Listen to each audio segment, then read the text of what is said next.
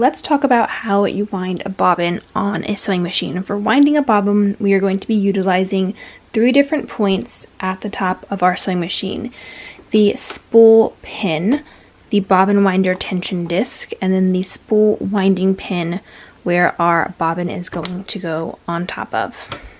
A bobbin is created when we take thread from our spool of thread and we wind it around our bobbin. This is what a bobbin looks like. My bobbin for my Janome sewing machine is a plastic bobbin, but bobbins also come in metal shapes.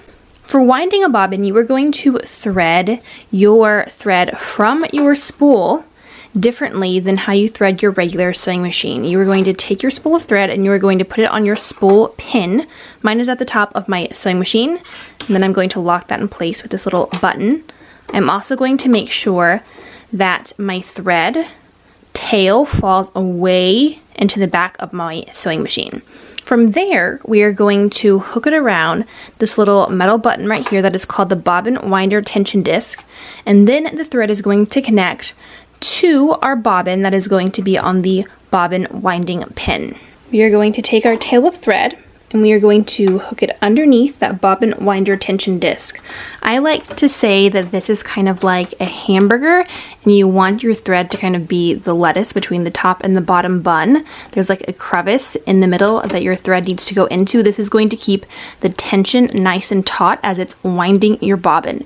If it's not correctly in that center crevice, it's going to have some issues while winding your bobbin and it's probably going to get a little knotted. Next, before we put our bobbin onto our bobbin winding pin, we are going to take the end of our thread and we are going to put it through one of the holes that is in our bobbin. You can see that right here, this top hole is open. I'm going to insert my thread through that hole and then pull the little tail at the top. We are wanting our thread in our bobbin to go from the inside out, not from the outside in. If you do it from the outside in, it's not going to correctly wind. From the inside out, it allows your thread to wind around your bobbin. After your thread is attached through the top hole of your bobbin, you are going to place it on your bobbin winding pin.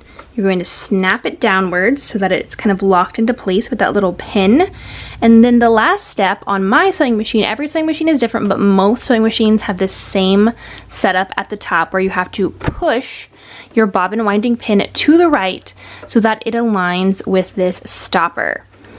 If your sewing machine is computerized, you'll probably hear a little click and a beep, just like that. If it's not computerized, you'll hear a click and that tells you that your bobbin is ready to be wound. My sewing machine also has a helpful diagram that shows me all the steps in order to properly wind my bobbin. From here, all that's left to do is hold the tail of our thread up as we press down on our foot pedal, which is going to power our sewing machine and allow our bobbin to start spinning and winding. If your bobbin winding pin is not clicked into place, your sewing machine is not going to spin and wind your bobbin. And now my bobbin is in place, so I'm going to hold my thread up and press down on my foot pedal.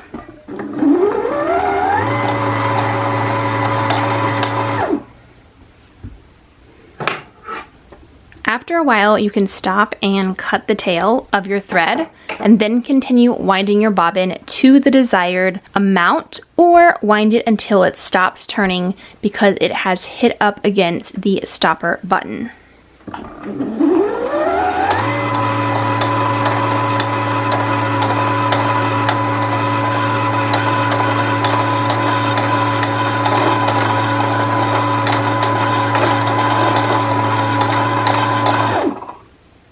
And this is the amount that I want for my bobbin, so I'm going to unclick it, take it off my bobbin winding pin, cut my thread, and now I have separated my bobbin from my spool of thread.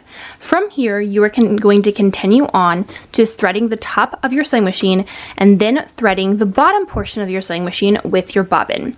Check the description of this video to find helpful tutorials for threading your sewing machine and threading your bobbin, as those are your next steps.